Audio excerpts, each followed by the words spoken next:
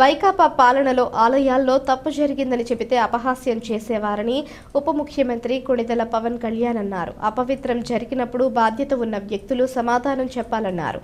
తిరుమల లడ్డూ కల్తీ ఘటన నేపథ్యంలో పవన్ ప్రాయశ్చిత్త దీక్ష చేపట్టారు. దీనిలో భాగంగా విజయవాడ ఇంద్రకీలాద్రి దుర్గగుడిలో ఆలయ మెట్లను పవన్ శుభ్రం చేశారు. అనంతరం మీడియాతో మాట్లాడుతూ వైకాపా నేతల తీరుపై ఆగ్రహం వ్యక్తం చేశారు. నాపై విమర్శలు కాదు, అపవిత్రం జరిగిందని తెలిసినప్పుడు మీ బాధ్యతలేంటి? లడ్డూ ప్రసాదంలో అపవిత్రం జరిగిందంటే చాలా ఆవేదన కలుగుతోంది. ఇప్పటికీ వైకాపా నేతలు బాధ్యత లేకుండా మాట్లాడుతున్నారు. సున్నిత అంశాలపై ఆ పార్టీ నేత పొన్నవోలు సుధాకర్ రెడ్డి వ్యాఖ్యలు బాధాకరం. ఇలాంటి పరిస్థితుల్లో పొగరుగా మాట్లాడితే ఊరుకునేది లేదు.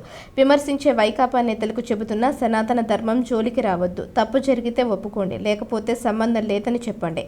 సున్నిత అంశాలపై నటుడు ప్రకాష్ రాజ్ విషయం తెలుసుకుని మాట్లాడాలి.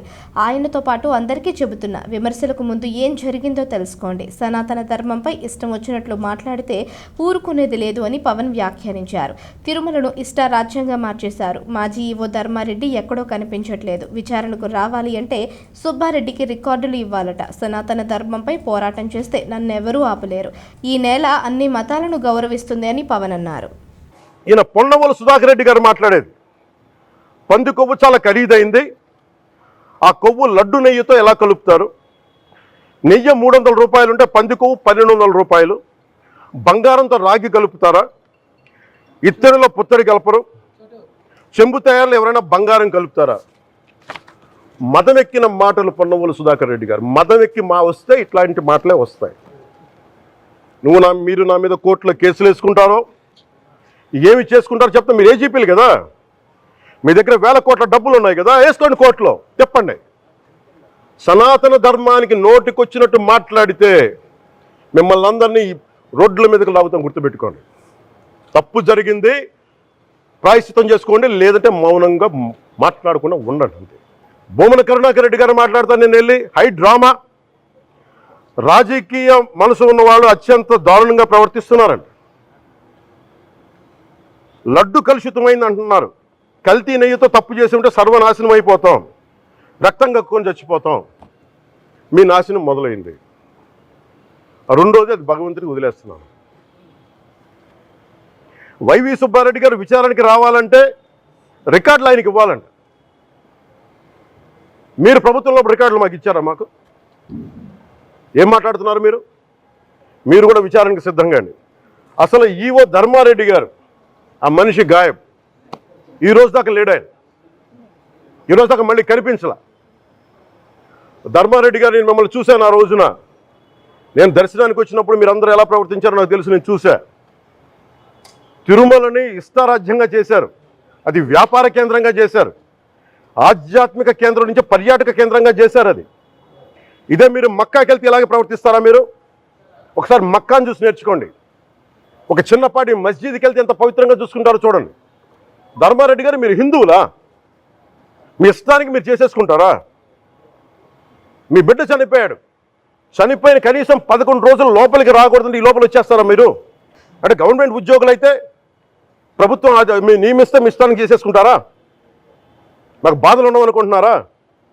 ఇదే మీరు ఒక ఇస్లాంకి చేస్తే అపచారం జరిగితే మీరు ఏం చేస్తారు? బయట రోడ్ల మీదకి వచ్చి మీరు కూర్చోబెట్టి దాన్ని పొలిటికలైజ్ చేస్తారు. మీరు పొలిటికలైజ్ చేస్తారు.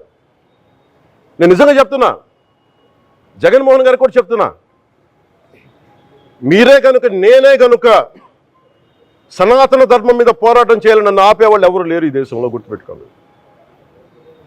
నేను కనుక సనాతన ధర్మం కోసం నేను పోరాటం చేస్తే చచ్చిపోవడానికి సిద్ధం. నేను మీ ప్రభుత్వాన్ని కిందకి తీసుకొచ్చి అధాపాతాలను తొక్కిన మేము మాకు శక్తి లేదనుకుంటున్నావా? ఉండవనుకుంటున్నావా? కానీ మేము సమాజాన్ని కలిపి ఉంచాలని వ్యక్తులను తప్ప విడగొట్టాలని వ్యక్తులం కాదు మేము, గుర్తుపెట్టుకోండి.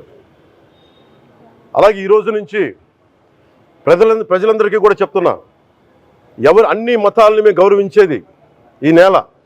ఒక జనసేన పార్టీ అని కాదు, తెలుగుదేశం పార్టీ అని కాదు. మీరు ఏ పార్టీలకు సంబంధించిన వైసీపీలో ఉన్న హిందువులందరూ ఏం చేస్తున్నారు? మీరందరూ పోటీ పడ్డారు కదా తిరుమలకి వెళ్ళటానికి, మీరు మర్చిపోయారు. ఇందులో ఈ పాపం మీకు కూడా వస్తుంది, ఈ పాపం మీకు కూడా తగులుద్ది. మీ మౌనం కూడా మొత్తం జాగ్రత్త, తరాలు నాశనం అయిపోతాయి. మీ మౌనం మంచిది కాదు. ఎవరి కోసం పడుతున్నాం ఈ కష్టాలు? మాకు సరదా కాదు. ప్రతి ఒక్కడి ఇష్టానికి వచ్చి మాట్లాడుతూ ఉంటే బాధ కలుగుద్ది. అయ్యప్ప స్వామి దీక్ష చేసే వాళ్ళ మీద ఎంత ఇష్టారాజ్యంగా మాట్లాడతారు. ఇదే మీరు ఎవరన్నా సరే ఇస్లాం మీద మీరు గొంతు ఎత్తగలరా? ఎందుకంటే రోడ్ల మీదకి వచ్చి కొడతారని మీకు భయం, అందుకు మీరు మాట్లాడరు. హిందువులు అంటే మెత్తని మనుషులు కదా, తోటి హిందువు కదా, మీరు ఏదైనా మాట్లాడచ్చు. మీకు నమ్మకాలు లేకపోతే మీరు ఇంట్లో కూర్చోండమ్మా. మీకు నమ్మకాలు లేకపోతే ఇంట్లోంచి బయటికి రాకండి, మమ్మల్ని ఏం అనకండి. మేము ఎలా పూజా విధానం ఎలా చేస్తాం, అలాగే ముఖ్యంగా ఫిల్మ్ ఇండస్ట్రీ కూడా నేను తెలియజేస్తా ఉన్నా. దీని మీద మీరు మాట్లాడితే మద్దతుగా మాట్లాడండి, లేదంటే మౌనంగా కూర్చోండి. అంతేగాని మీ మాధ్యమాల ద్వారా అపహాస్యం చేస్తే మటుకు ప్రజలు మిమ్మల్ని ఎవరు క్షమించరు. ఎందుకంటే చాలా డీప్ పెయిన్ ఇది. మీరు లడ్డు మీద జోక్లు వేస్తున్నారు. నేను ఒక సినిమా ఫంక్షన్లో కూడా చూశాను, laddu is a sensitive issue అని. Don't you ever say that. Don't you ever try day to say that, please. I respect you as actors, but when it comes to Sanatana Dharma, please, you have to think 100 times before you saying a word.